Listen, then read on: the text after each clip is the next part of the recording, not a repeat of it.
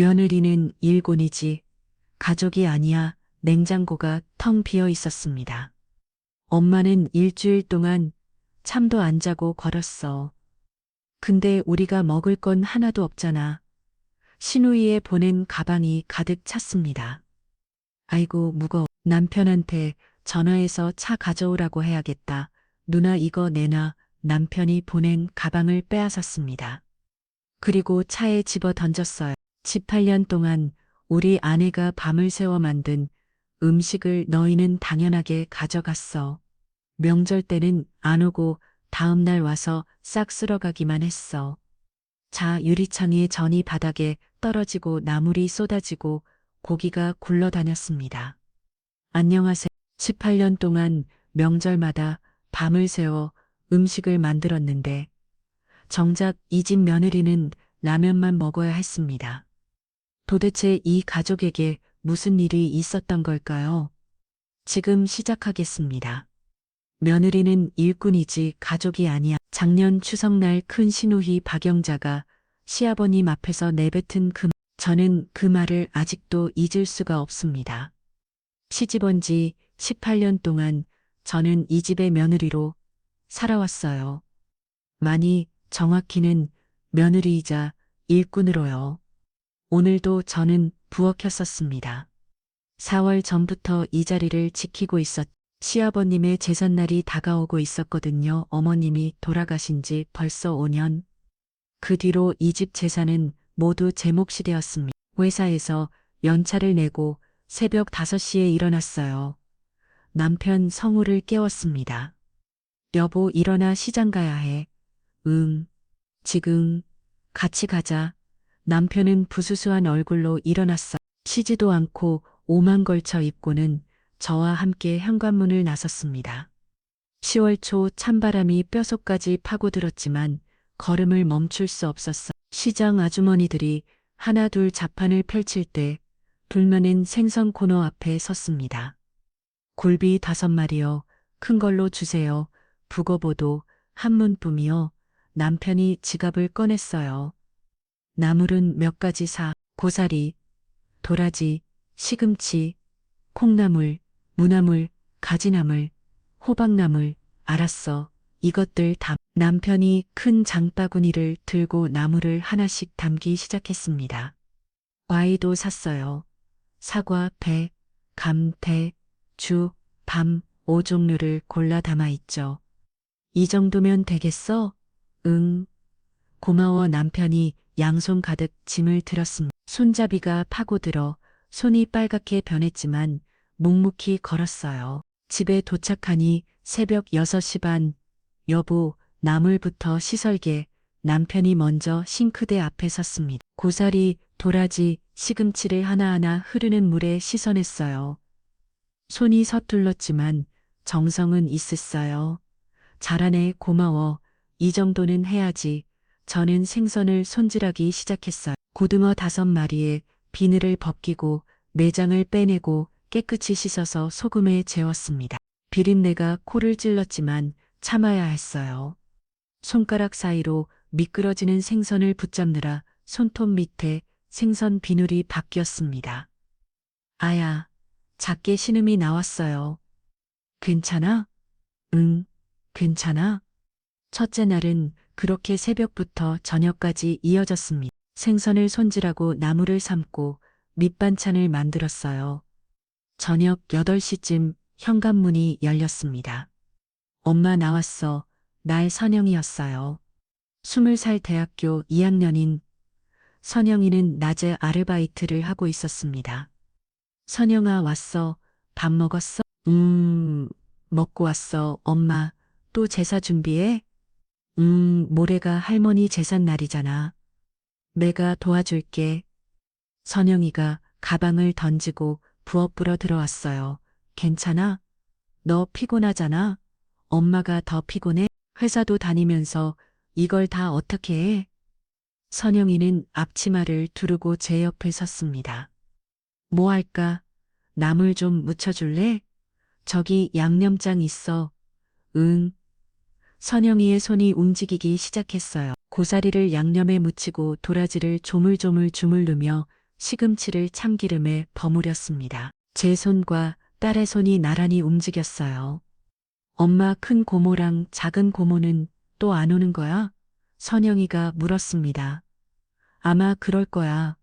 왜 맨날 제삿날엔 안 오고 다음 날에만 와서 음식 싸가. 딸아의 목소리에는 불만이 가득했어요. 바쁘시나 봐. 바쁘긴 엄마가 고생하는 거 다 알면서. 선영아, 그런 말하는 거 아니야. 나 같으면 절대 안 줘. 엄마는 왜 맨날 참기만 해? 20살 딸의 눈에는 분노가 서려 있었습니다.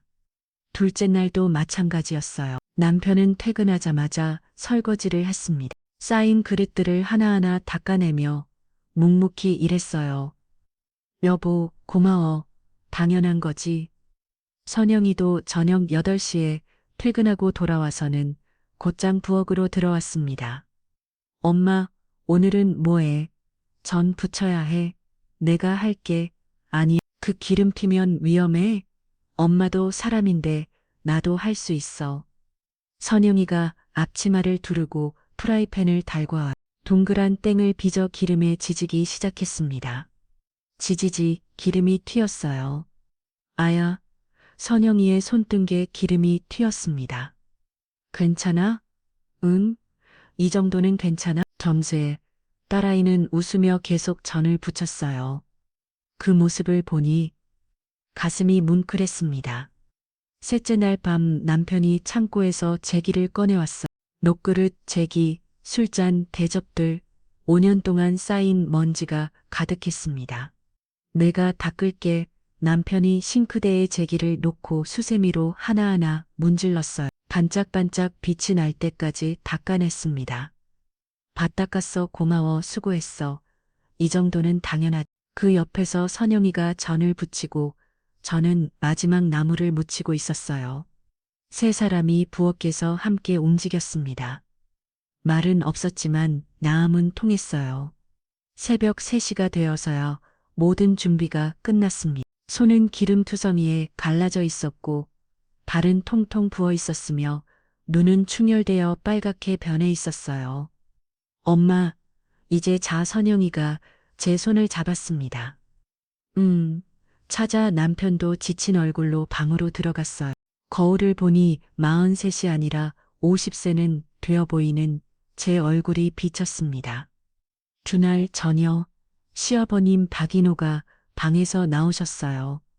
검은색 양복에 흰 와이셔츠, 73세의 나이가 무생하게 여전히 꼿꼿한 모습이셨습니다. 상을 보시다니 한참을 말없이 서 계셨어요.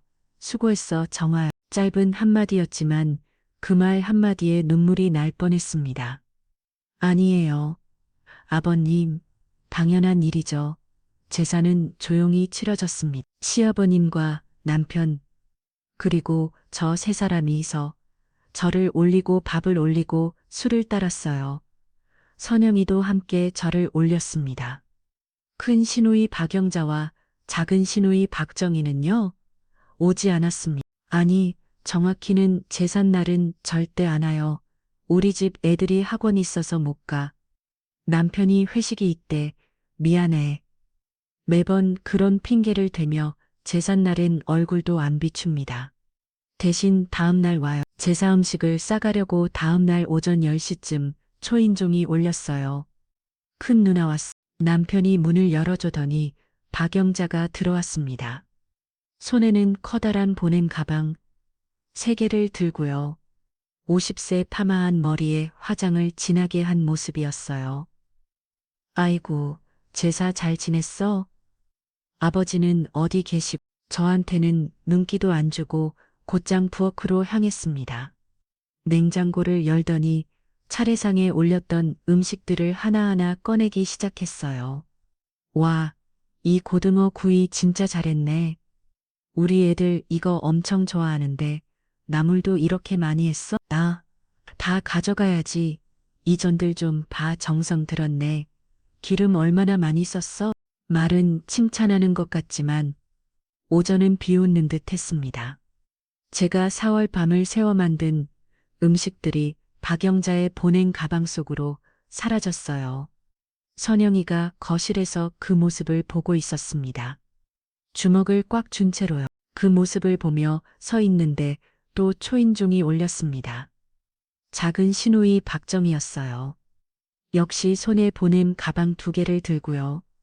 화전만이 보다는 조금 마른 편이지만 역시 손은 빨랐습니다. 언니, 나도 왔어. 음식 많이 남았지? 당연하지. 정화가 엄청 만들었더라. 두 사람은 마치 약속이라도 한 듯 부엌에서 음식을 나눠 담아왔어요. 전, 나물, 생선, 고기, 과일, 심지어 냉동실에 올려둔 육수까지 모조려. 언니, 이 동그란 땡. 내가 가져갈게. 그럼 나는 생선전이랑 감자전, 나물은 반반 나눠. 당연하지. 저는 그 모습을 멀뚱히 지켜봤습니다. 말 한마디 없이요. 큰 구모 선영이가 나섰습니다. 왜? 그거 엄마랑 아빠랑 저랑 사흘 동안 만든 건데요. 알아. 그래서 고마워. 저희가 먹을 건 남겨주세요. 박영자의 얼굴이 굳었어요. 우리 집도 먹어야죠. 엄마는 회사도 쉬고 반도 세웠어요. 야, 너 어른한테 말 버릇이 그게 뭐야? 전 사실을 말하는 거예요. 성우야, 내 딸 교육 좀 시켜. 박영자가 소리쳤습니다. 남편이 난처한 얼굴로 서 있었어요. 선영아, 그만해. 제가 딸을 말렸습니다. 엄마, 왜 맨날 참기만 해? 괜찮아요. 괜찮지 않아요. 선영이의 눈에서 눈물이 났습니다. 정화야, 고생했어. 제 사음식 만들느라 힘들었지. 박정희가 마지막에 던진 말이었습니다. 고맙다는 건지, 위로하는 건지, 놀리는 건지 알 수가 없었어요. 아닙니다. 언니 괜찮습니다. 두 사람이 돌아간 뒤 냉장고를 열었었어요. 텅 비어 있었어. 저희 가족이 먹을 반찬 하나 없이 모조리 싸가버렸더라고요. 선영이가 냉장고 앞에서 울고 있었습니다. 엄마, 미안해. 내가 참을 걸 아니야. 내 잘못이 아니야. 저는 딸을 안아주었어. 저녁 무려 시아버님이 거실로 나오셨습니다. 정화야, 오늘 영자하고 정이 왔다 갔지? 네, 아버님. 음식 많이 가져갔어?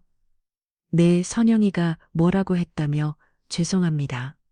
시아버님은 잠시 침묵하시더니 조용히 말씀하셨어요. 내가 다 보고 있어. 너희 가족이 얼마나 고생했는지. 그 말에 가슴이 뭉클했습니다. 아니에요. 아버님 괜찮지 않아? 18년 동안 내가 얼마나 고생했는지 내가 다 알아. 아버님의 목소리에는 분노가 섞여 있었어요. 표정이 유난히 심각했어. 하지만 이내 한숨을 쉬시며 다시 방으로 들어가셨습니다. 그날 밤 시아버님 방에서 희미한 불빛이 새어 나왔습니다. 새벽 늦게까지 안 꺼진 불빛의 의미를 그때의 저는 알 수 없었습니다. 1년이 흘렀습니다. 또 다시 시아버님의 제삿날이 다가왔어요. 작년처럼 4월 전부터 준비를 시작하려고 회사에 연차를 냈습니다. 아침 7시 시장에 가려고 일어났는데 몸이 이상했어요. 머리가 지끈지끈 아프고 온 몸이 의술을 떨렸습니다. 여보, 남편을 불렀어요. 왜 나, 몸이 인 좋아, 어디가 열이 나는 것 같아. 남편이 제 이마에 손을 대더니 깜짝 놀랐습니다. 여보, 이거 완전 뜨거워. 병원 가야 해. 안 돼, 제사 준비해야 하는데. 지금 그게 중요해. 쓰러지겠어. 하지만 병원 갈 시간도 없었어. 몸을 일으키려 했지만 다리에 힘이 풀려주지 않았습니다. 엄마, 선영이가 달려왔어요. 엄마, 괜찮아, 괜찮아. 좀만 쉬면 아니야. 완전 연로파 체온기를 겨드랑이에 끼웠더니 38도치 고열이었습니다. 여보, 병원 가자. 안 돼. 오늘 장 봐야 하고 내일부터 음식 준비. 엄마, 그만해. 쓰러지면 어떡해. 선영이가 소리쳤어요. 결국 저는 방에 누울 수밖에 없었습니다. 전반 남편이 헤어져를 먹이고 이불을 덮어줬어요. 여보, 미안해. 미안하긴 푹 쉬어. 그런데 제사는 내가 할게 뭐 나랑 선영이랑 할 거야. 남편의 목소리에는 캐치야 남편 목소리에는 결연함이 있었습니다. 그날 오후 남편과 선영이가 시장에 갔어요. 저는 방에 누워 천장만 바라봤습니다. 몸은 아팠지만 마음은 더 아팠어요. 제대로 못 차리면 어떡하지? 또 뭐라고 하실까? 걱정이 끝이 없었습니다. 저녁 8시쯤 두 사람이 돌아왔어요. 여보, 여보, 장바 왔어. 고등어도 샀고, 나물도 샀어. 과일도 있어. 엄마 걱정 마. 선영이가 제 손을 잡았습니다. 이틀 동안 두 사람이 부엌을 직원해 저는 방 안에서 소리만 들을 수 있었습니다. 이 나물 어떻게 삶아 물 끓여서 넣으면 돼. 얼마나 그냥 적당히가 어느 정도야. 모르겠어. 엄마가 하는 거 봤는데 기억이 안 나. 두 사람의 서툰 대화가 들려왔어요. 가슴이 아팠습니다. 제 산나라 침 방문이 열렸어요. 여보, 일어날 수 있어. 응, 많이 나아졌어. 여름 내렸지만 몸은 여전히 무거웠습니다. 거실로 나갔더니 제 사상이 차려져 있었어요. 하지만 작년과는 달랐습니다. 줄비 3마리, 나물 5가지. 저는 2어접시 과일도 반으로 줄었어요. 미안해. 우리가 할 수 있는 게 이 정도야. 남편이 미안한 얼굴로 말했습니다. 아니야, 고마워. 정말 고마워. 눈물이 났어요. 서툴지만 2달 이틀 동안 밤을 새워 만든 음식이었습니다. 시아버님이 나오셨어요. 수고했구나. 성우야, 선영이도 아버지 죄송합니다. 제대로 못 차렸습니다. 아니야, 충분해. 아버님은 상을 보시면 고개를 끄덕이셨습니다. 제사를 지내는 동안 저는 계속 초인종 소리를 기다렸어요. 하지만 오지 않았습니다. 큰 신우에도 신우에도요. 다음 날 오전 11시 초인종이 울렸습니다. 예상대로였어요. 큰 눈 나왔어. 남편이 문을 열자 박영자가 들어왔습니다. 역시 손에는 보낸 가방 3개. 어머, 성우야. 제사 잘 지냈어. 네 누나 아버지는 방에 계세요. 박영자 부엌으로 들어갔다가 이내 나왔습니다. 음식이 왜 이렇게 없어? 목소리가 날카로웠어요. 정화 어디 있어? 누나 정화가 몸이 안 좋아서 몸이 안 좋아. 그래서 이렇게 대충 한 거야. 재충한 게 아니라 이게 뭐야 굴비도 겨우 3마리. 나물도 이것밖에 없고 박영자의 목소리가 점점 커졌습니다. 그때 작은 신우의 박정혜도 도착했어요. 언니 무슨 일이야? 음식 좀 봐. 이게 제 사상이야. 헐 진짜네 이게 다야. 두 사람이 부엌을 뒤졌지만 더 이상 나올 게 없었습니다. 정우재 어디 있어? 나와봐. 박영자가 소리쳤어요. 저는 방에서 나올 수밖에 없었습니다. 언니, 너 뭐 했어? 1년에 한 번 엄마 제사인데 이렇게 대충 차려 죄송합니다. 제가 아파서 아프면 미리 말을 하든가 우리가 준비하게 언니 준비를 해주신 적이 제 말이 끝나기도 전에 박영자가 다가왔습니다. 뭐 지금 뭐라고 한 거야? 아닙니다.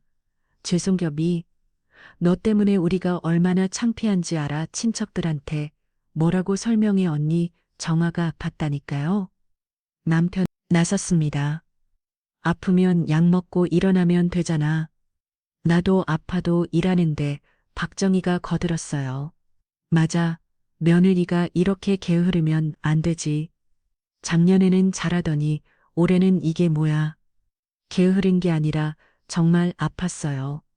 선영이가 참지 못하고 나섰습니다. 야, 너는 가만히 있어. 어른들 대화에 끼어들지만 박영자가 선영이를 노려봤어요. 엄마가 이틀 동안 열나서 쓰러져 있었다고요. 그래서 그럼 제사를 이렇게 대충 지내도 돼. 대충이 아니에요. 아빠랑 저랑 밤새서 만든 거라고요. 밤을 새 웃기네. 너희가 뭘 할 줄 알아서 박정희가 비우셨습니다. 제 가슴이 무너져 내렸어요. 언니들 제발, 제발은 무슨 너 진짜 며느리 자격 없어. 박영자가 제 얼굴을 똑바로 쳐다보며 말했습니다. 1년에 딱 한 번 제사인데 이것도 못해 죄송합니다. 죄송하면 다야 우리가 가져갈 것도 없잖아. 그래도 좀 가져가 남편이 냉장고를 열었어요. 하지만 두 사람은 코웃음을 쳤습니다. 이 단 거 가져가서 뭐해 창피해서 우리 체면도 있지. 이런 가져가서 시대 음식이라고 못 내나 그러면서도 두 사람은 보냉 가방을 들고 부엌으로 들어갔어요. 적은 음식이나마 싹 달아갔습니다. 무슨 이었어요? 창피하다면서도 한 점도 남기지 않았으니까요. 올해 추석 때는 제대로 해 알았어. 방영자가 나가면서 던진 말이었습니다. 내 언니 문이 닫혔습니다. 저는 그 자리에 주저앉았어요. 온몸에 힘이 빠졌습니다. 엄마 선영이가 저를 안아줬어요. 괜찮아, 엄마는 괜찮아. 하지만 괜찮지 않았습니다. 아파서 제대로 못한 것 뿐인데 이렇게까지 모욕을 당해야 하나요? 남편도 선영이도 밤을 새워 정성을 다했는데 그 노력은 아무것도 아닌 건가요? 시아버님이 방에서 나오셨습니다. 다 들으셨나 봐요. 표정이 굳어 있었습니다. 정아야, 내 아버님, 너 없어서 아팠는데 어쩔 수 없지 죄송합니다. 미안해 할 것 없어. 성우랑 선영이가 잘했어. 아버님은 남편과 선영이의 머리를 쓰다듬으셨습니다. 그리고 다시 방으로 들어가셨어요. 그날 밤 저는 또 울었습니다. 18년 동안 밤을 새워 정성을 다했는데 단 한 번 아파서 못하니 이런 취급을 받는구나. 며느리는 아프면 안 되는 건가요? 며느리는 기계인가요? 그날 밤 시아버님 방에서 또 불빛이 새어 나왔습니다. 서류 봉투를 꺼내 보시는 것 같았어요. 무언가 쓱 계셨습니다. 하지만 저는 그게 뭔지 몰랐습니다. 다만 아버님의 표정이 작년보다 더 굳어져 있다는 것만 알 수 있었어요. 추석이 다가왔습니다. 제삿 날로부터 석 달 후였어요. 이번에는 절대 실수할 수 없었습니다. 지난번 일 시누이들한테 너무 많이 들었거든요. 올해 추석 때는 제대로 해. 박영자의 그 말이 귀가에 맴돌았어요. 명절 일주일 전부 준비를 시작했습니다. 회사 일을 마치고 집에 오면 곧바로 부엌으로 향했어요. 장보기 밑반찬 만들기 전 부치기 나물 삶기 하나하나 빼뜨릴 수 없었습니다. 남편도 도와주고 선영이도 퇴근하면 함께 했지만 대부분은 제 몫이었어요. 손은 다시 갈라지기 시작했고 허리는 끊어질 것 같았으며 발은 통통 부어 올랐습니다.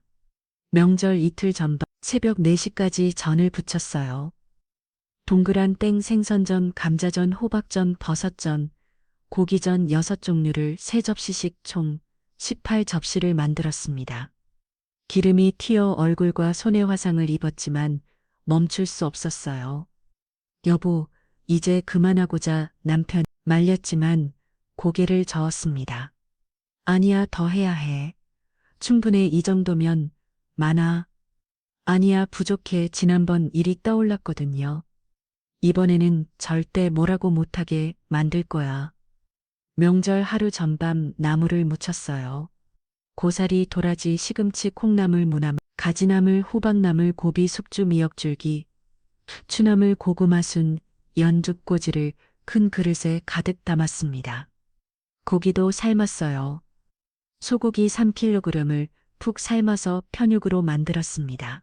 잡채도 만들고 갈비찜도 하고 생선도 구웠어요. 과일도 껍질을 벗겨 예쁘게 담았습니다. 새벽 5시가 되었어요. 모든 준비가 끝났습니다. 냉장고가 가득 찼어요. 위층 아래층 냉동실까지 더 이상 들어갈 곳이 없을 정도였습니다. 여보, 대단해. 이렇게 많이 만들었어. 이 정도는 해야지. 하지만 얼굴은 창백했고 눈 밑에는 검은 다크서클이 드리워져 있었어요. 거울을 보니 43이 아니라 55세는 되어 보였습니다. 추석 당일 아침 8시부터 차례상을 차렸어요. 송편도 직접 빚었습니다. 100개는 만들었을 거예요. 하얀 송편, 수욱 송편, 오미자 송편, 3가지 색깔로 예쁘게 만들었습니다. 상을 다 차리고 나니 10시였어요. 시아버님이 안 오셨습니다. 고생했어. 정아야 아닙니다. 아버님 당연한 일이죠. 이번에는 정말 많이 했구나. 네, 지난번에 부족해서 지난번은 내가 아팠잖아. 괜찮았어. 아닙니다. 제가 부족했습니다. 차례를 지내는 동안 저는 또 초인종 소리를 기다렸어요. 하지만 오지 않았습니다. 11시, 12시, 1시 시누이들은 차례 시간에도 오지 않았어요. 또 안 오네. 남편이 한숨 쉬었습니다. 올 리가 있나 작년에도 재작년에도 안 왔잖아. 선영이가 쏘아 붙였어요. 오후 3시쯤 초인종이 울렸습니다. 큰 시누이 박영자였어요. 손에는 역시 보냉 가방 3개. 어머 다들 있네. 차례 잘 지냈어. 인사도 제대로 안 하고 곧장 부엌으로 향했습니다. 냉장고를 열더니 눈이 휘둥그러졌어요. 와, 이번에는 제대로 했네. 지난번에는 왜 그렇게 대충 했어? 제가 아팠다는 말은 기억도 못하는 것 같았어요. 언니, 제가 준비했습니다. 그래, 이 정도는 해야지. 박영자가 음식을 담기 시작했습니다. 전 나물, 고기, 잡채, 갈비찜 하나하나 보냉 가방에 넣었어요. 10분 후 작은 시누이 박정혜도 도착했습니다. 언니, 나도 왔어. 어렸어. 이번에 음식 엄청 많아. 진짜 다행이다. 두 사람은 냉장고 앞 나란히 섰어요. 그리고 음식을 나눠 담기 시작했습니다. 언니, 이 갈비찜 내가 가져갈게. 그럼 나는 잡채랑 편육. 저는 반반 당연하지. 나물도 반반, 송편은 이것도 반반. 두 사람의 손이 바빠졌어요. 위층 냉장고에 음식이 사라지고 아래층 냉장고에 음식도 사라졌습니다. 냉동실까지 열어서 얼려둔 육수와 고기까지 꺼내갔어요. 언니, 이거 뭐야? 응, 닭육수네. 이것도 가져가자. 그래. 저는 그 모습을 지켜봤습니다. 말 한마디 없이요. 가슴이 답답했지만 참아야 했어요. 이번에는 실수하면 안 돼. 참자. 차마 20분 후 두 사람의 보냉 가방이 가득 찼습니다. 아이고, 무거워. 남편한테 전화해서 차 가져오라고 해야겠다. 나도 이거 손으로 못 들겠어. 두 사람은 전화를 걸었고 30분 후 매용들이 도착했어요. 차 트렁크를 열고 음식을 실기 시작했습니다. 보낸 가방 5개가 차에 실렸어요. 잘 먹을게. 수고했어. 어하야. 박영자가 나가면서 한마디 던졌습니다. 그래도 이번에는 제대로 했네. 지난번처럼 하면 안 돼. 문 닫혔습니다. 저는 냉장고로 달려갔어요. 문을 열었습니다. 턱 비어 있었습니다. 위층도 아래층도 냉동실도 모조리 싹아버렸더라고요. 저희 가족이 먹을 반찬 하나, 국한 그릇 밥 한 공기도 없었습니다. 심지어 김치까지 통째로 가져갔어요. 여보, 남편을 불렀습니다. 냉장고가 턱 비었어. 그러게 우리는 뭐 먹어? 라면 먹자. 명절 날 라면을 먹어야 한다는 말이었습니다. 일주일 동안 밤을 새워 만든 음식이 단 30분 만에 사라졌어요. 아빠 왜 아무 말도 안 해? 선영이가 소리쳤습니다. 큰 고모랑 작은 고모가 다 가져가는데 왜 가만히 있어? 선영아, 엄마는 일주일 동안 잠도 안 자고 만들었어. 근데 우리가 먹을 건 하나도 없잖아. 알아, 나도 알아. 알면 왜 말을 안 해? 못하겠어. 남편 목소리가 떨렸습니다. 누나들한테 뭐라고 말을 못하겠어. 왜 평생 그렇게 살았으니까 남편은 방으로 들어가 버렸어요. 저는 그 자리에 주저앉았습니다. 일주일 동안 잠을 자지 않고 회사 일을 마치고 밤새 부엌에 썼는 손은 갈라지고 허리는 끊어지고 발은 부어서 신발도 못 신을 지경인데 돌아온 건 턱비 냉장고 뿐이었어요. 눈물이 났습니다. 소리 내서 울었어요. 엄마 선영이가 저를 안아줬습니다. 괜찮아. 엄마는 괜찮아. 하지만 괜찮지 않았습니다. 이 생활이 18년째였어요. 매년 명절 매년 제삿날 제가 고생해서 만드는 음식은 전부 시누이들 차에 실려갔습니다. 감사하다는 말 한마디 없이요. 나는 뭘까 이 집에서 나는 뭘까 며느리 아니 그냥 일군이었어요. 추석날 박영자가 한 말이 떠올랐습니다. 며느리는 일군이지 가족이 아니야. 맞았어요. 저는 이 집의 가족이 아니었습니다. 맞을 때 음식 만드는 일군이고 제삿날 상 차리는 일군이고 설거지하는 일군이었어요. 그날 밤 저 결심했습니다. 이제 그만하자. 더는 못하겠어. 하지만 어떻게 이 상황을 벗어날 수 있을까요? 시아버님 방에서 또 불빛이 새어 나왔습니다. 아바님이 나오셔서 평빈 냉장고를 보셨어요. 한참을 서 계시더니 방으로 돌아가셨습니다.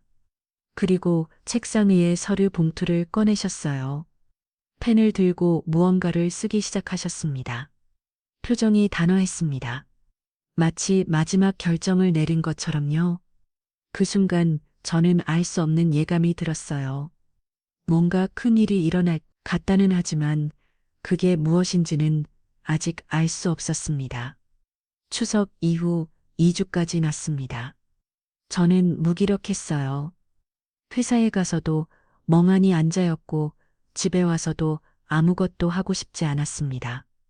엄마 밥 먹어. 선영이가 라면 끓여줬어요. 응, 고마워. 엄마 괜찮아. 괜찮아. 또 그 말이었습니다. 하지만 전혀 괜찮지 않았어요. 남편도 달라졌습니다. 예전에는 조용히 참기만 했는데 요즘은 자주 한숨을 쉬었어요. 여보, 응, 미안해. 왜 내가 누나들한테 아무 말 못해서 괜찮아, 괜찮지 않아. 나도 알아. 내가 얼마나 힘든지 남편의 눈에 눈물이 맺혔습니다. 10월 말 시어머니 매 생신이었어요. 돌아가셨지만 매년 생신 때는 음식을 만들어 시어머니께 드렸습니다. 이번에도 준비를 해야 했어요. 하지만 손이 움직이지 않았습니다. 넌들면 뭐해? 어차피 다 가져갈 텐데 부엌에 서 있는데 눈물이 났어요. 여보가 할게 남편이 말했습니다. 아니야, 아니야. 이번에는 내가 할 거야. 남편이 장을 보러 갔어요. 돌아와선 서툰 솜씨로 음식을 만들었습니다. 저도 옆에서 거들었지만 대부분 남편이 했어요. 이틀 후 시어머니 매생신 날 아침 음식이 준비되었습니다. 많지는 않았지만 정성은 들어갔어요. 시어머니 매 함께 상을 받으셨습니다. 고맙구나. 성호야. 아버지 죄송합니다. 음식이 별로 없습니다. 아니야, 충분해. 오후 2시쯤 예상대로 초인종이 울렸습니다. 큰 신호의 박영자였어요. 손에는 보냉 가방 2개. 성호야. 나왔어. 내 누나 엄마 생신 음식 좀 싸갈게. 인사도 없이 부엌으로 들어갔습니다. 냉장고를 열더니 음식을 꺼내기 시작했어요.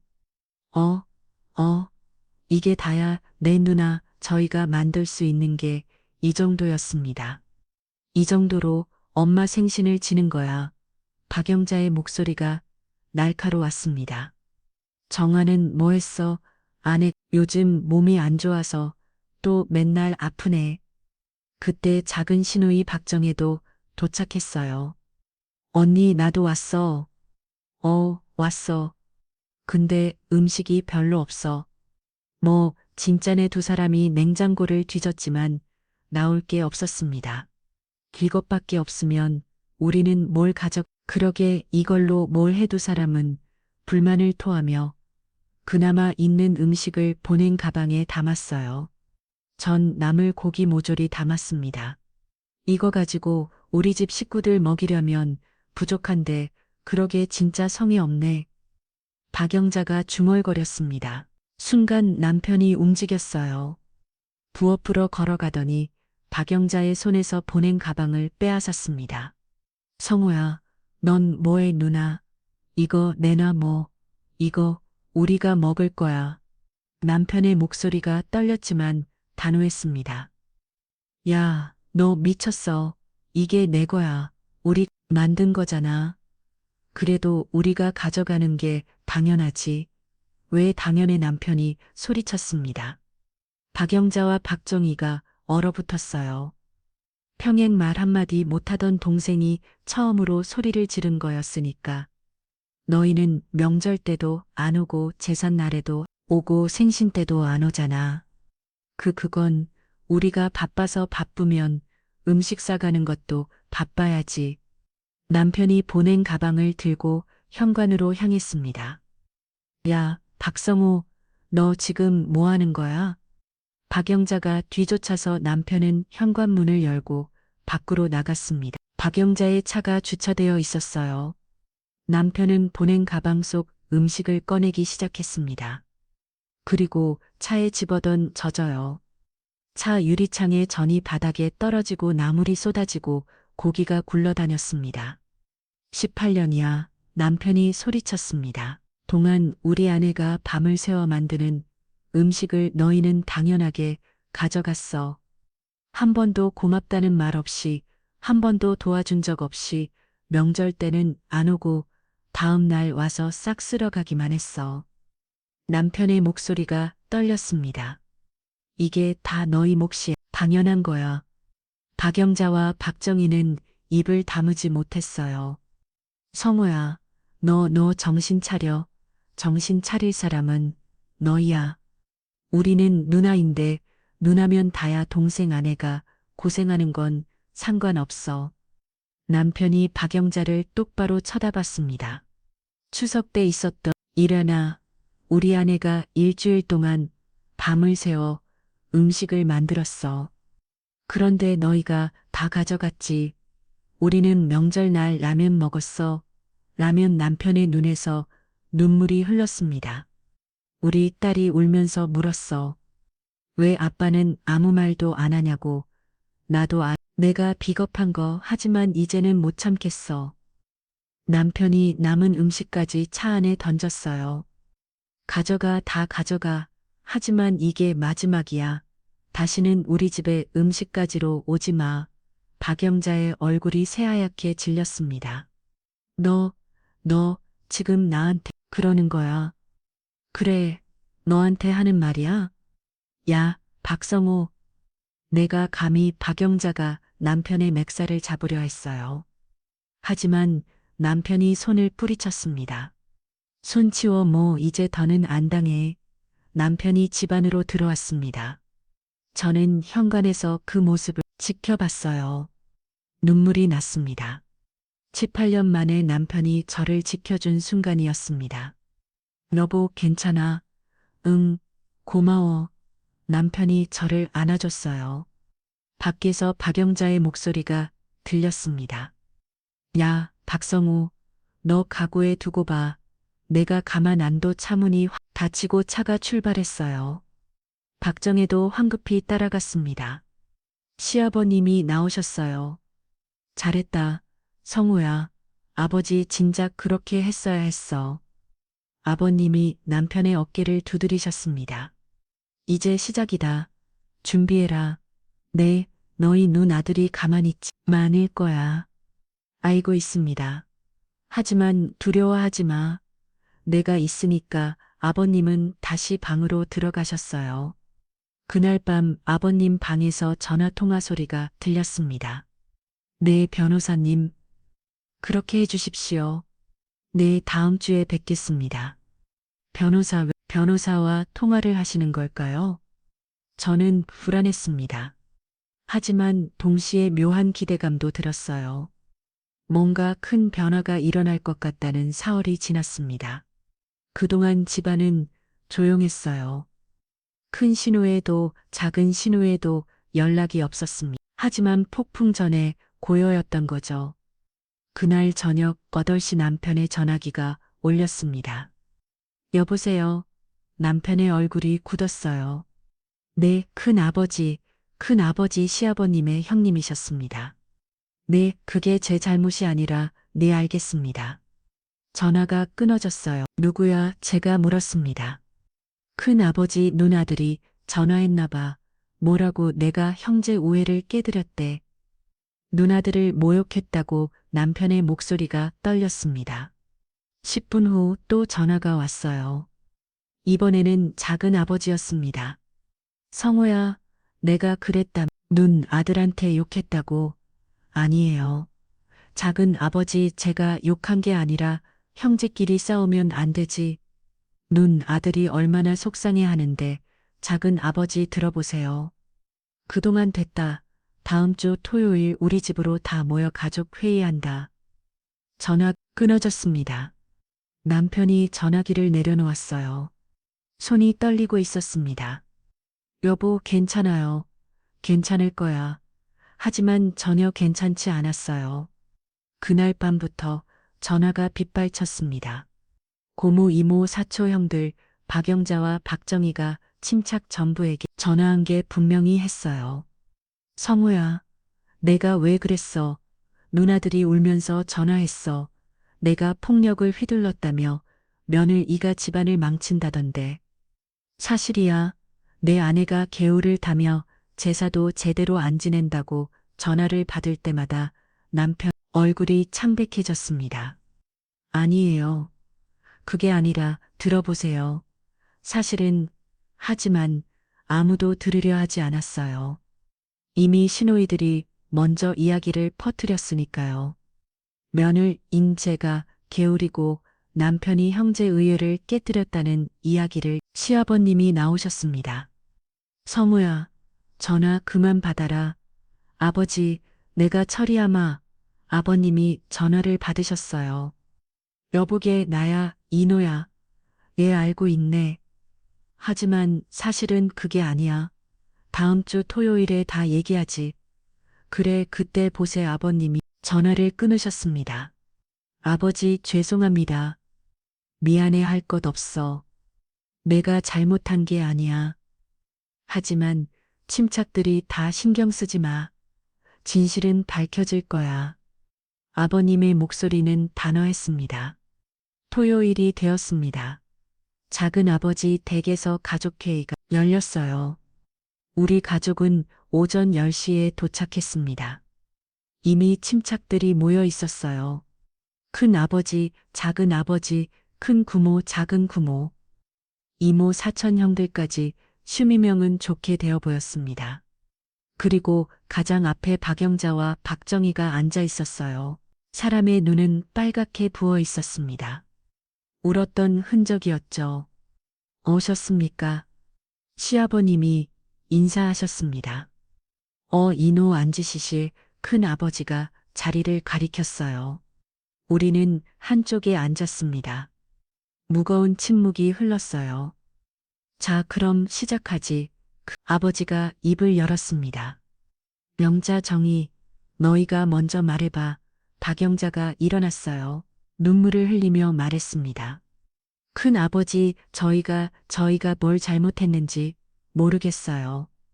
그냥 명절 때 엄마 음식 좀 얻어갔을 뿐인데 성우가 갑자기 소리를 지르고 음식을 차에 집어던졌어요. 저희가 얼마나 놀랐는지 몰라요. 박영자의 목소리가 떨렸습니다. 형제끼리 이러면 안 되잖아요. 엄마가 살아 계시면 얼마나 속상해 하실까요? 눈물을 닦으며 앉았어요. 이번에는 박정희 일어났습니다. 저도 할 말이 있어요. 정화가 요즘 제사를 너무 대충 지내요. 작년에는 아파서 음식도 제대로 못 만들었어요. 우리가 가져가질 것도 없을 정도로 적게 만들었죠. 명렬이가 이러면 안 되는 거 아닌가요? 박정희도 눈물을 흘렸습니다. 침착들이 옹성거렸어요. 그래, 정말 그랬어. 명렬이가 개우는 가보네. 제사를 대충 지내면 어떻게 그래도 형제끼리 싸우면 안 되지. 제 가슴이 무너져 내렸습니다. 아무도 진실을 모르고 있었어요. 제가 18년 동안 얼마 고생했는지, 시누이들이 얼마나 많이 가져갔는지 아무도 몰랐습니다. 큰 아버지가 남편을 쳐다봤어요. 성호야, 내 이빨 말해봐. 남편이 일어났습니다. 큰 아버지, 들어주십시오. 사실은 우리 아내가 18년 동안 명절과 제삿날마다 밤을 새워 음식을 만들었습니다. 하지만 누나들은 명절 때 오지 않고 다음날 와서 음식을 전부 가져갔어요. 우리는 명절날 라면을 먹었습니다. 남편의 목소리가 떨렸습니다. 작년 제삿날 아내가 열이 나서 쓰러졌을 때도 누나들은 뭐라고 했습니다. 게으르다고, 며느리 자격이 없다고. 저는 더 이상 참을 수 없었습니다. 침묵이 흘렀어요. 하지만 곧 큰 고모가 말했습니다. 그래도 형제끼리 싸우면 안 되지. 내가 잘못한 거야. 맞아. 누나들한테 그럴 수 있어. 작은 고모도 거들었습니다. 정화가 힘들었다는 건 알겠어. 하지만 그래도 참아야지. 며느리가 참는 게 믿어야. 이모도 말했어요. 영자 정희도 속상했을 거 아니야. 동생한테 그런 소리 들으니 친척들은 모두 신우애들 편이었습니다. 아무도 제 편이 아니었어요. 저는 그저 앉아서 듣고만 있었습니다. 입을 열 수도 없었어요. 정화야, 큰아버지가 저를 불었습니다. 네, 큰아버님. 앞으로는 제사를 제대로 지내야 해. 알겠어. 내 며느리가 게으르면 집안이 망해. 정신 차려. 죄송합니다. 고개를 숙였습니다. 눈물이 났지만 참았어요. 그리고 성호야, 내 큰아버지 누나들한테 사과해. 내 사과라고. 내가 잘못했잖아. 남편의 얼굴이 굳었습니다. 큰아버지, 저는 잘못한 게 없습니다. 뭐, 제가 왜 사과를 해야 합니까? 아니야, 박성호. 내가 지금 어른한테 그렇게 말해. 작은 아버지가 소리쳤습니다. 사과 안 하면 오늘 이 자리에서 안 보낼 거야. 분위기가 험악해졌어요. 그때 시아버님 일어나셨습니다. 다들 진정하게. 형님, 내 말 들어보게. 아버님의 목소리는 차분했지만 단호했습니다. 다음 주에 다시 모이세. 네, 왜요? 내가 할 말이 있네. 중요한 얘기야. 무슨 말씀인데요? 그때 가면 알아. 다음 주 토요일 우리 집으로 오게. 아버님은 그 말만 남기고 자리에서 일어나셨습니다. 가자. 우리는 작은 아버지 댓글 나왔어요. 차 안에서 저는 울었습니다. 소리 내지 않고 조용히. 여보, 미안해. 남편이 제 손을 잡았어요. 아니야, 내 잘못이 아니야. 하지만 아무도 우리 편이 아니었어. 알아. 선영이도 뒷자리에서 울고 있었습니다. 할아버지, 다음 주에 무슨 말씀하실 거예요? 모르겠구나. 단 중요한 일일 거야. 시아버님의 표정은 여전히 단호했습니다. 그날 밤 아버님은 서류 봉투를 꺼내셨어요. 그리고 전화를 하셨습니다. 변호사님, 다음 주 토요일로 확정했습니다. 네, 오전 11시에 우리 집으로 오십시오. 모두 모일 겁니다. 네, 그때 뵙겠습니다. 전화가 끊어졌습니다. 저는 불안했어요. 하지만 동시에 희망도 있었습니다. 시아버님이 뭔가 준비하고 계시다는 것을 이제는 알 수 있었으니까요. 일주일이 지났습니다. 그동안 집안은 다시 조용했어요. 하지만 이번에는 다른 종류의 침묵이었습니다. 폭발 직전의 침묵이었죠. 시아버님은 매일 방에 계셨어요. 서류를 정리하시고 전화 통화를 하시고 무언가를 쓰셨습니다. 저는 물어볼 수가 없었어요. 다만 아버님이 중대한 일을 준비하고 계시다는 것만 알 수 있었습니다. 남편도 불안했어요. 여보, 아버지가 뭐라고 하실, 모르겠어. 하지만 우리를 도와주실 것 같아요. 그 일을 도와주실 거야. 그랬으면 좋겠어. 선영이는 대학교 수업이 없는 날이면 집에 있었습니다. 할아버지 격을 지키며 말동무가 되어드렸어요. 할아버지, 토요일에 무슨 일 있어요? 일에 큰일이 있지. 무슨 일인데요? 그때 가면 알게 될 거야. 아버님은 선영이의 머리를 쓰다듬으셨습니다. 토요일이 왔습니다. 오전 9시부터 집안을 정리했어요. 거실을 깨끗이 청소하고 차를 준비하고 과일도 깎아 놓았습니다. 시쯤 친척들이 하나둘 도착하기 시작했어요. 큰아버지, 작은아버지, 큰 고모, 작은 고모, 이모, 사촌 형들도 왔습니다. 지난주보다 더 많은 사람들이 모였어요. 박영자와 박정희는 남편들과 함께 왔습니다. 표정이 굳어 있었어요. 아버지 오셨습니까? 시아버님이 형님께 인사하셨습니다. 응. 이노야, 오늘 무슨 중요한 얘기가 있다고 그러네. 조금만 기다리게. 누구 기다리는 건가? 변호사님이 오실 거네. 변호사 침착들이 옹성거렸습니다. 왜 변호사를 무슨 일이 있나? 11시 정각 초인종이 울렸습니다. 남편이 문을 열었어요. 50대 중반으로 보이는 남자가 들어왔습니다. 검은색 정장의 서류 가방을 든 모습. 안녕하십니까? 법무법인 정의의 김 변호사입니다. 어서 오십시오. 시아버님이 악수하셨습니다. 변호사는 거실 가운데 자리에 앉았어요. 서류 가방을 열고 두꺼운 봉투를 꺼냈습니다. 분위기가 무거워졌습니다. 분위기가 무거워졌습니다. 자, 그럼 시작하지. 큰 아버지가 말했습니다. 이노야, 무슨 일인지 얘기해봐. 시아버님이 일어나셨어요. 천천히 침착들을 둘러보시면 말씀하셨습니다.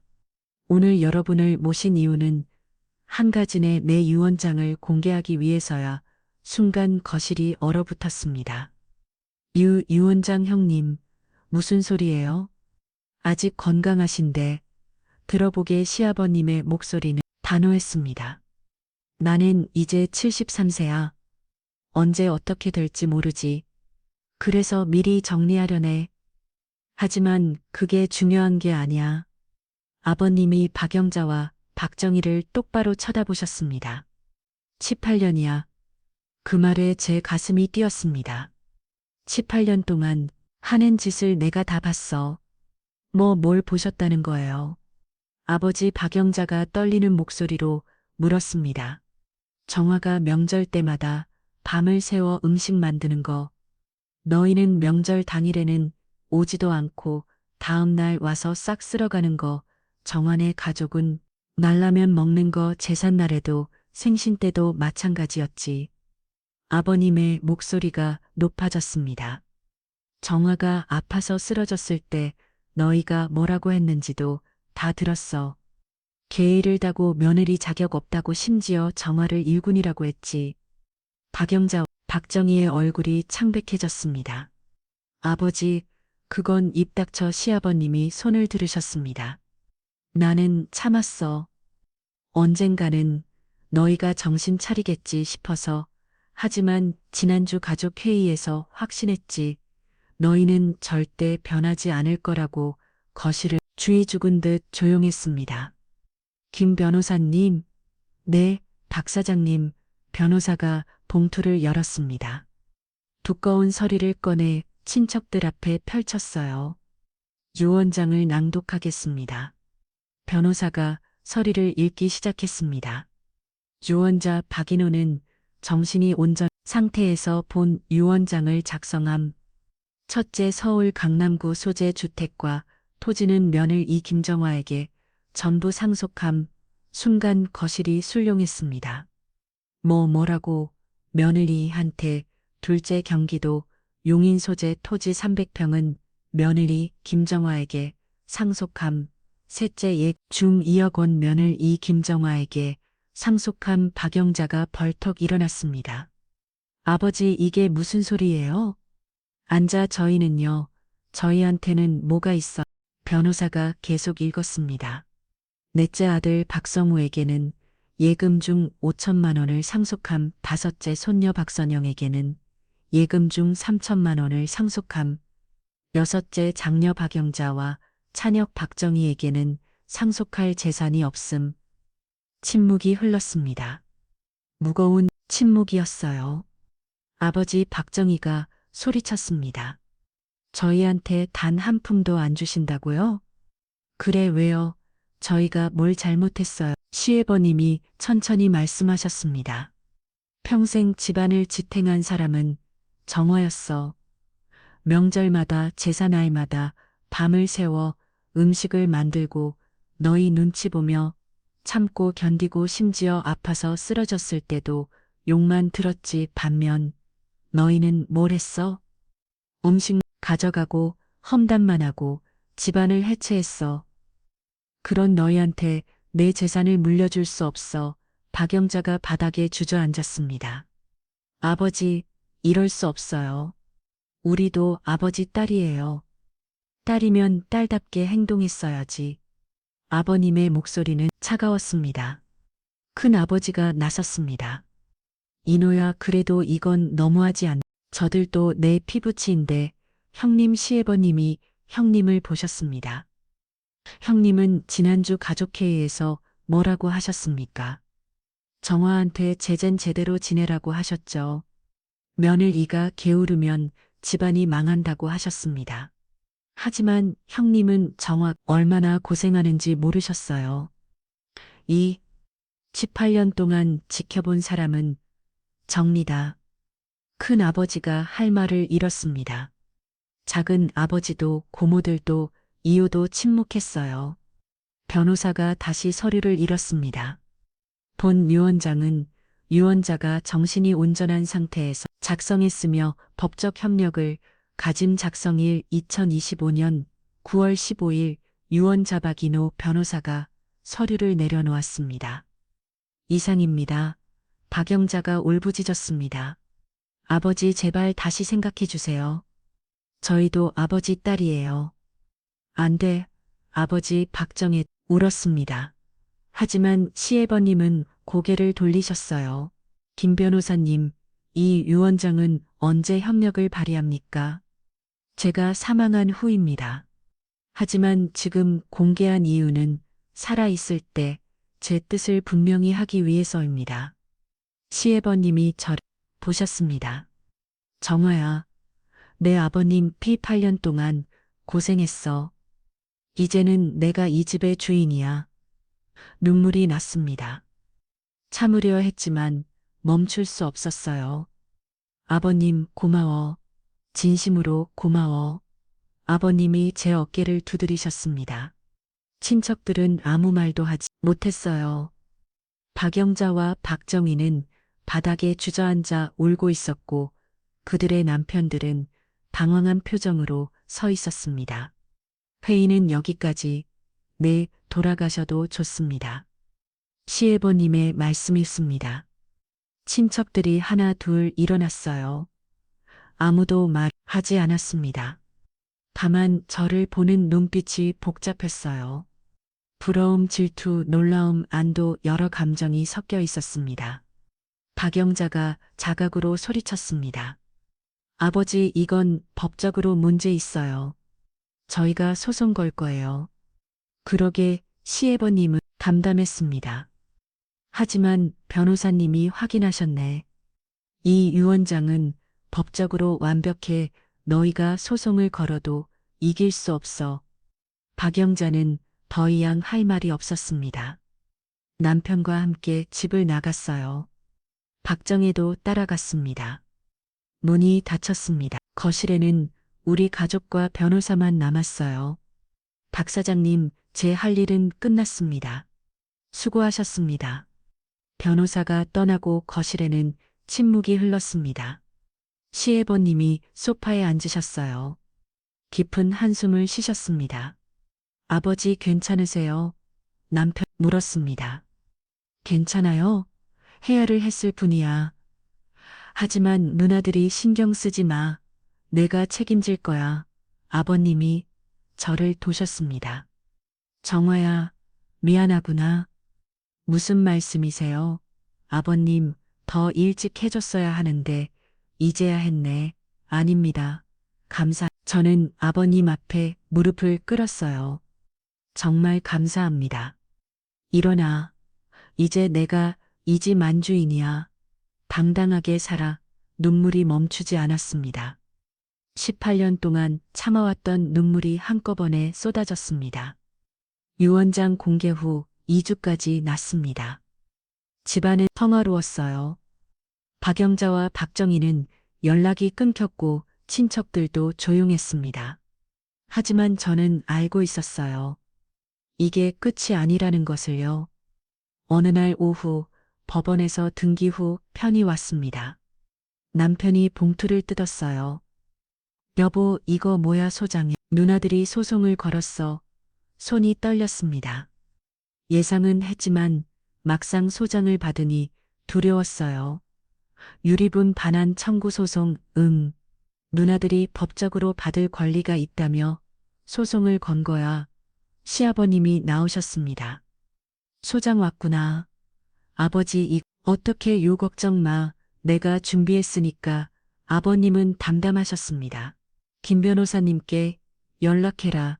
맡기면 돼. 일주일 후 법원에 출석해야 했어요. 가족 모두 함께 갔습니다.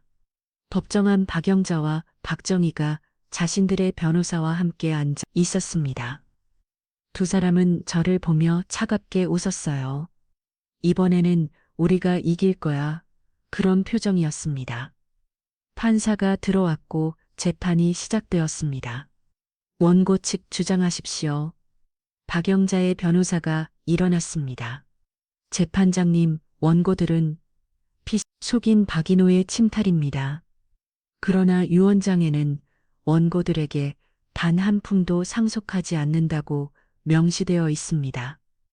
이는 명백히 유리분을 침해한 것입니다.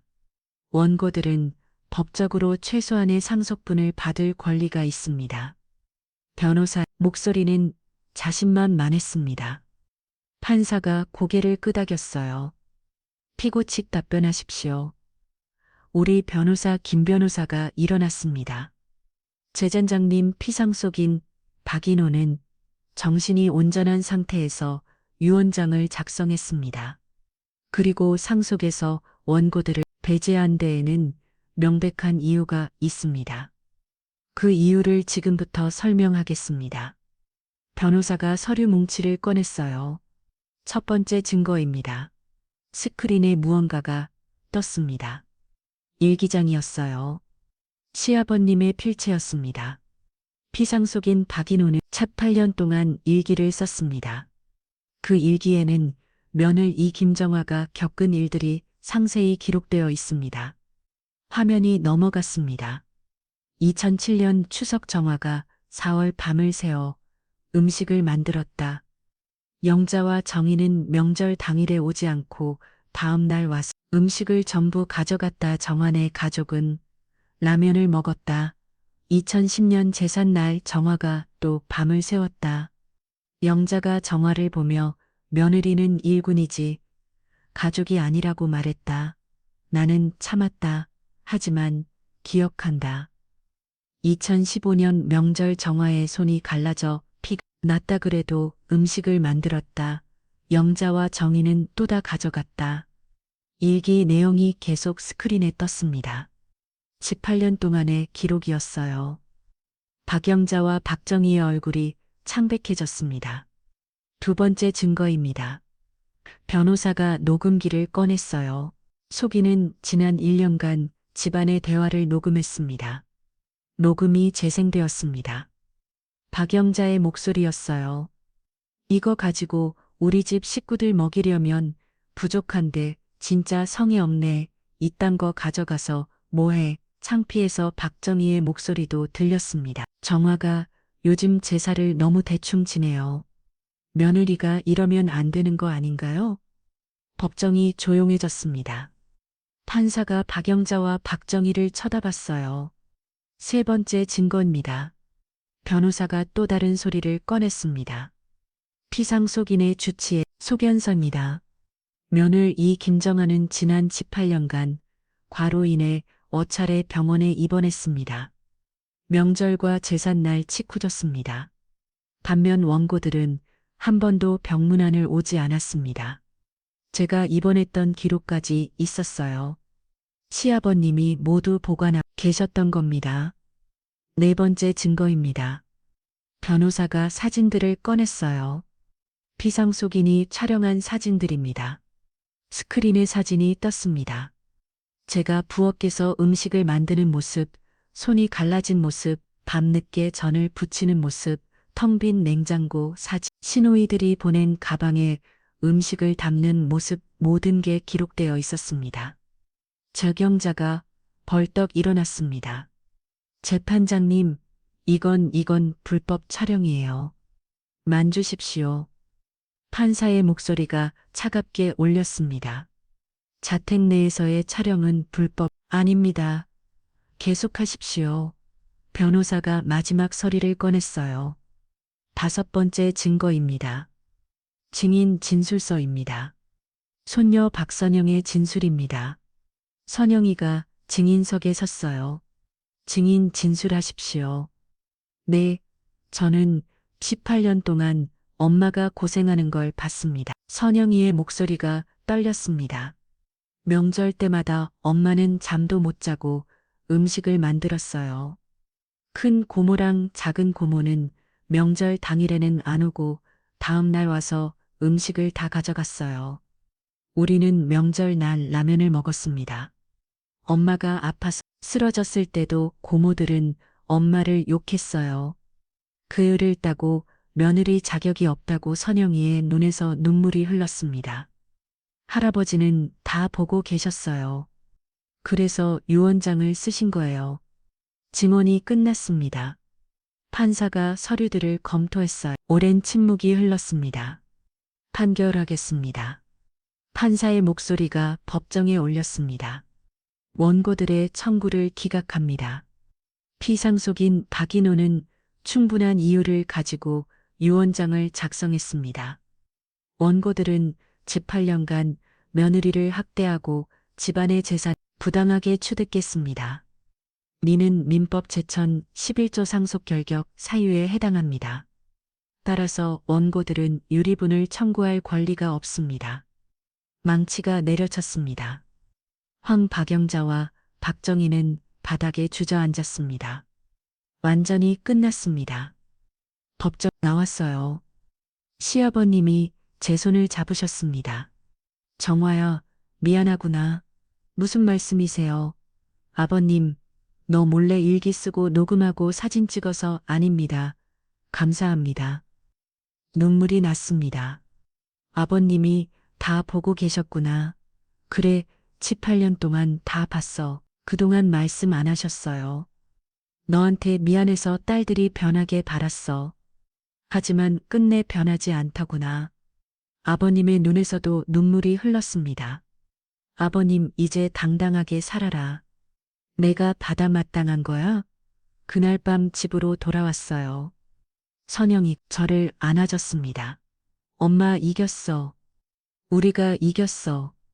응, 이겼네. 하지만 마음 한 구석이 무거웠습니다. 이겼지만 가족을 잃었어요. 큰 신우에도 작은 신우에도 이제 남남이 되었습니다. 이게 맞는 걸까? 이렇게까지 해야 했을까? 복잡 감정이 밀려왔습니다. 기쁨과 슬픔, 안도와 상실, 해방과 허무 모든 게 뒤섞여 있었어요. 시아버님이 거실에 앉아 계셨습니다. 표정이 쓸쓸해 보였어요. 아마 같은 마음이실 겁니다. 딸들을 잃은 아버지의 마음. 하지만 정의를 아버지의 마음 둘 다 진실이었을 겁니다. 판결이 난 지 6개월이 지났습니다. 봄이 왔고 여름이 지나갔으며 이제 가을이 다가왔어요. 집안은 평화로웠습니다. 박영자와 박정희는 완전히 연락이 끊겼고 저희는 조용한 일상을 되찾았어요. 하지만 시아버님의 건강이 나빠지셨습니다. 판결 후 한 달쯤 지났을 때부터였어요. 아버님 괜찮으세요? 괜찮아. 그냥 좀 피곤하네. 하지만 얼굴이 많이 수척해지셨습니다. 병원에 모시고 갔더니 의사가 조용히 말했어요. 노안입니다. 나이가 있으시니까요. 많이 안 좋으신가요? 마음의 준비를 하셔야 할 것 같습니다. 가슴이 무너져 내렸습니다. 집으로 돌아와 남편에게 말했어요. 아버지가 많이 안 좋으시대. 알고 있어. 우리 더 잘해드려야 해. 응, 그래야지. 시아버님은 여전히 방에서 조용히 지내셨습니다. 가끔 거실로 나오셔서 저희와 이야기를 나누셨어. 정아야, 내 아버님 행복하냐? 내 거짓말. 아버님이 웃으셨습니다. 내 표정 보면 알아. 마음이 복잡하지. 죄송합니다. 미안해. 할 것 없어. 당연한 거야. 아버님 가족을 잊고 집을 얻었으니까 기쁘면서도 슬프겠지. 눈물이 났습니다. 아버님은 다 알고 계셨어요. 하지만 정화야, 너는 잘못한 게 없어. 딸들이 변하지 않은 게 문제지. 너는 최선을 다했어. 고맙습니다. 아버님, 나야말로 고마워. 우리 집 지켜줘서 추석이 다가왔습니다. 이번 추석은 달랐어요. 저는 혼자 준비하지 않았습니다. 남편과 선영이가 함께 했어요. 엄마 이남을 이렇게 묻히면 돼. 응, 잘했어. 아빠 전자에 붙여지고 있어. 그래, 너무 잘하는데. 세 사람이 부엌에서 웃으며 음식을 만들었습니다. 예전처럼 밤을 새지 않았어요. 적당히 우리 식구가 먹을 만큼만 만들었습니다. 시아버님이 부엌문 앞에 서 계셨어요. 보기 좋구나. 아버님 앉으세요. 제가 모시겠습니다. 아니야, 이렇게 서서 보는 게 좋아. 아버님의 눈가가 촉촉했습니다. 이게 가족이지. 이게 진짜 명절이야. 추석 당일 차례상을 차렸어요. 크지 않았지만 정성은 가득했습니다. 네 사람이 둘러앉아 절을 올렸어요. 어머니 편히 계세요. 시아버님이 술을 따르셨습니다. 차례를 마치고 함께 밥을 먹었어요. 맛있다, 그치? 우리가 거야. 선영이도 이제 전잘 붙이네. 엄마한테 배웠어. 웃음이 가득했습니다. 초인종은 울리지 않았어요. 음식을 가져갈 사람도 없었습니다. 냉장고는 여전히 가득했어요. 우리 것이었습니다. 저녁 무렵 시아버님이 산책을 하셨어요. 정화야, 같이 나갈래? 내 아버님 두 사람이 집 앞 공원을 걸었습니다. 정화야, 나 없어도 잘 살 수 있겠지. 아버님, 무슨 말씀이세요? 늙으면 가는 거야. 당연한 거지. 아버님, 걱정 마. 나는 행복했어. 내 마지막에 정의 지켰으니까. 아버님이 하늘을 보셨습니다. 딸들한테는 미안하지만 후회는 없어. 너를 지켜준 게 옳은 일이었으니까. 눈물이 났습니다. 너무니 감사합니다. 정말 감사합니다. 나도 고마워. 우리 집 면을 이루어줘서 두 사람은 한참 걸었어요. 말 없이 조용히 그날 밤 시아버님이 방에서 나오셨습니다. 손에는 작은 상자를 들고 계셨어요. 정화야, 이거 뭐해요? 아버님, 어머니 반지야. 이제 내 거야. 아버님, 이건 제가 받을 수 없습니다. 받아. 너는 이 집의 주인이야. 상자를 열었어요. 금반지가 들어 있었습니다. 어머니가 살아계실 때 차던 거야. 내가 차라 손이 떨렸습니다. 고맙습니다.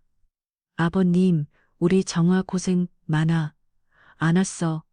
아버님이 제 머리를 쓰다듬으셨어요. 그날 밤 저는 생각했습니다. 18년 동안 밤을 새워 일했고 참았고 견뎌요. 그리고 이제 인정받았습니다. 집도 받았고, 땅도 받았고, 존중도 받았어요. 하지만 대가가 있었습니다. 큰 신호애와 작은 신호애를 잃었어요. 가족이 둘이나 사라졌습니다. 이게 맞는 걸까? 여전히 마음 한 구석이 무겁습니다.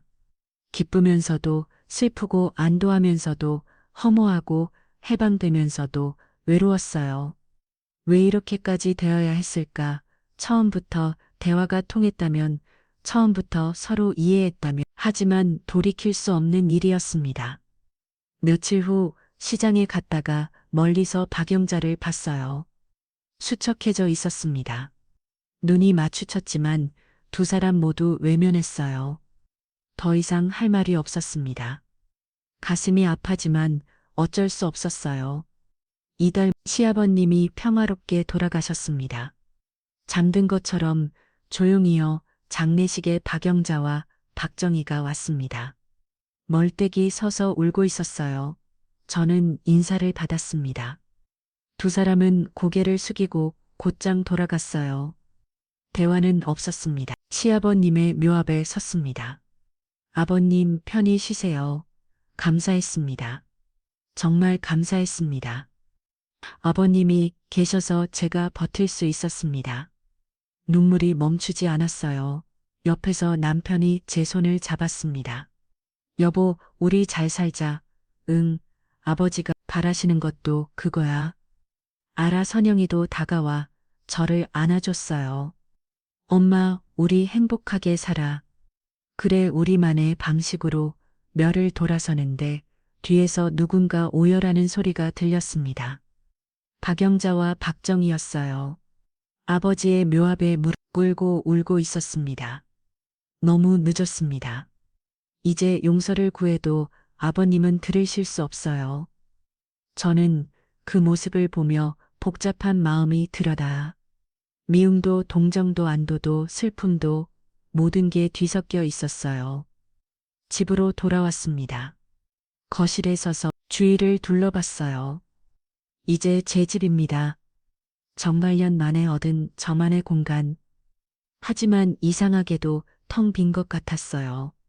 시아범범이 안 계시니까 이 나이에 새로 시작이라니. 만세. 아직 인생은 남았지만 젊지도 않습니다. 지친 뭔가 마음은 이제 다시 시작해야 해요. 선영이가 물었습니다. 엄마 후회 모르겠어. 솔직히 말해도 돼. 후회는 안 해. 하지만 씁쓸해. 왜 이렇게까지 되어야 했는지. 선영이가 제 손을 꼭 잡았어요. 엄마는 잘못한 게 없어. 할아버지도 그렇게 말씀하셨잖아. 말아. 머리로는 알아. 하지만 마음은 복잡해. 그날 밤 저는 창밖을 바라봤습니다. 별이 반짝이고 있었어요. 아버님 잘 가셨나요? 감사했습니다. 제가 행복하게 살겠습니다. 그게 아버님이 바라시는 거겠죠. 하지만 가슴 한 구석은 여전히 무거웠습니다. 가족을 잃고서야 어둠 존중. 여러분이라면 어떻게 하셨을까요? 제 8년을 참고 견디니 살아야 했던 이제 저는 당당하게 살 겁니다. 아버님이 지켜주신 이 삶을 소중히 살아갈 겁니다. 아버님께 보답하는 길이니까요. 이것이 제 이야기의 끝입니다. 여기까지 이야기를 들어주셔서 감사합니다. 구독과 좋아요는 무료입니다. 영상이 도도히 되셨다면 구독 버튼과 좋아요 한 번씩 눌러주시면 큰 힘이 됩니다. 여러분 생각은 어떠셨나요? 댓글로 의견을 들려주세요. 그리고 어느 지역에서 시청하고 계신지도 함께 적어주시면 감사하겠습니다. 다음에도 좋은 이야기로 찾아뵙겠습니다. 감사합니다.